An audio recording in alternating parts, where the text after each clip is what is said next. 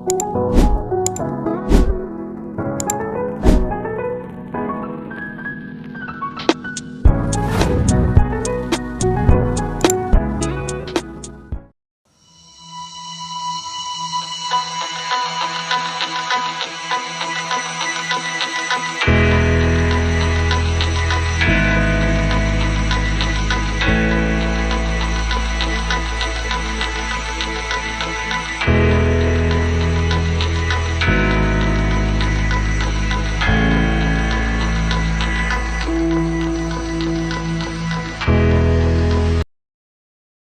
everyone! We are live here again at our Adventure Talks with Friends. And today, we will share to you about the trivias, the food we eat, and the place we go. We will take you back to the adventure we have in the Tagaytay City. And even though we're not recording together, we're still connected with the memories and experience we have there.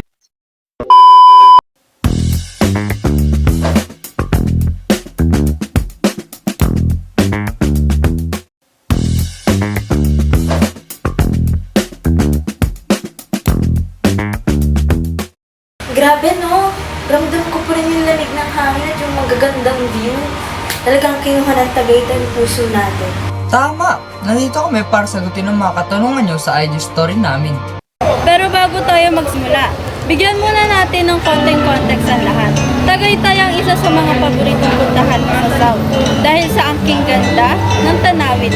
Isang lungsod sa Cavite na may 34 barangay at population na tinatayag na 85,330 noong 2020. Fun facts, mga 10% ng population ay mga bata na may edad na 5 to 9 noong kaso noong 2015, based sa Philippine Atlas, for sure, mas marami sila now. Nandun kami, pinuntahan din namin yung ilang makasaysayang lugar. Una, ang Our Lady of Manaog sa Tierra de Maria, kung saan makikita mo rin ang magandang tanawin ng Taal Lake at volcano. Ah, oo! Ito yung lugar na inilalaan para kay Birheng Maria.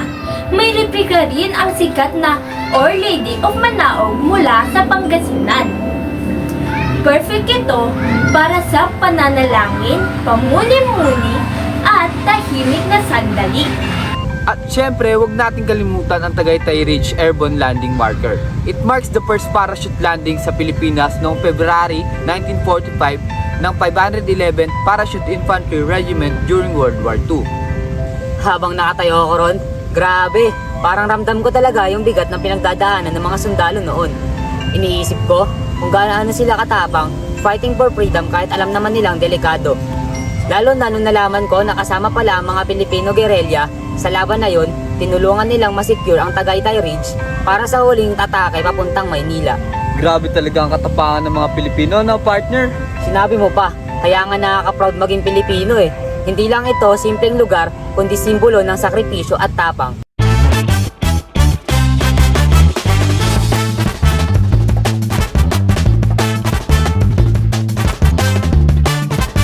Guys, so magbabasa lang tayo ng mga comments sa IG natin. Okay? So, for our first question, what place do you want to visit the next time you came back? Or the next time you come back? Well, sa susunod natin pupuntahan, siguradong dapat nating puntahan ang Pink Sister Convent at Chapel, pati na rin ang People's Park in the Sky, na dati ay tinatawag na Palace in the Sky, na inihanda para sa mga dignitaryo tulad ni President Ronald Reagan noong panahon ni Marcos. That is right. And for our next question, they asked, food did you eat in the Tagaytay City? Well, we had some strawberry taho, bulalo, and the unique tawilis from the Taal Lake. Isa yung maliit na isda na from freshwater doon. Nakadalasang piniprito at sinasabaw sa suka. At syempre, nung bumisita kami, hindi mawawala sa list namin ang RZM Restaurant, kung saan makakain kayo ng pinakamasarap na bulalo at boneless bangus na sobrang sarap talaga. At Grabe, no? Sa Tagaytay, guys, no? Nababalance nila yung tourism with their local foods flavors, no? Speaking of balance, Tagaytay culture is fascinating. Karamihan sa kanila ay Katoliko at ang kanilang patron saint ay Our Lady of Lourdes. Oo, at ang pinakamagandang parish nila ay ang Our Lady of Lourdes Parish Church sa Silang Junction North. Itinatag ito noong ika-19 na siglo na may magandang interior at maluwag na compound para sa isang Katolikong simbahan. Tama, Tantay. Namumuod tangi ang modern architecture ng simbahan dahil sa clean lines and simplicity nito na nabibigay ng kakaibang dating kumpara sa mas fancy ng mga simbahan sa paligid. Recently din itong ipinagdiwang ang 85th anniversary noong August 4, 2025. Pero grabe no, sana nga nakapunta tayo sa Pilipinyahan Summer Festival nila noong first week ng May.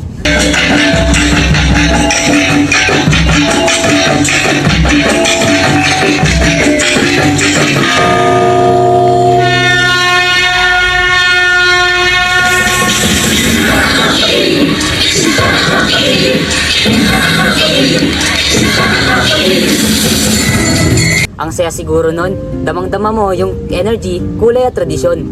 Imagine, they honor the pineapple, isang simpleng prutas pero malalim pala ang historical at cultural meaning sa Tagaytay. Nakakatuwa, kasi sa mga ganitong selebrasyon, buhay na buhay talaga yung pride at unity ng mga taga-Tagaytay. Impressive din ang kanilang ekonomiya.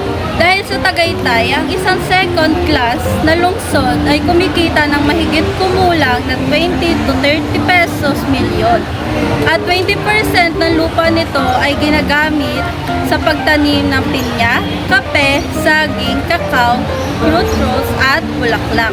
Ito ay dahil sa kanilang mahusay na pamunuan kay Mayor Isaac Brent D. Tolentino at Vice Mayor Agnes D. Tolentino na gumagabay sa lungsod, katuwang ang mga city, councilor at mga leader ng kabataan. At bago mag-end tong live natin, for our last question, do you know the history behind the Tagaytay's name? Guys, naalala niyo pa ba to?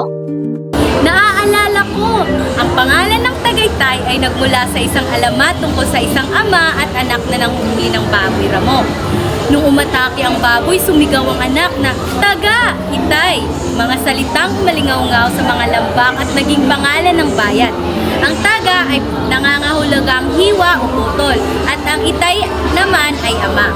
And also, yung Tagaytay City naging official noong June 21, 1938 sa pamamagitan ng Commonwealth Act No. 38. Ngayon, marami nang pumupunta dito tsaka sikat na sikat yung Tagaytay.